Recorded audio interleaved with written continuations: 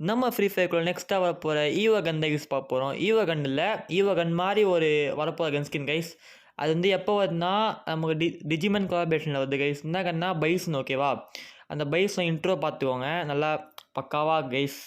இது வந்து ஒர்த்தான்னு கேட்டிங்கன்னா உங்களுக்கு வந்து நீங்கள் பைசன் யூஸராக இருந்தீங்கன்னா வரப்பிரசாதமாக இந்த கன், ஓகேவா? பவர் என்னன்னு பார்த்தீங்கன்னா double rate of fire, single accuracy, single range, minus magazine guys.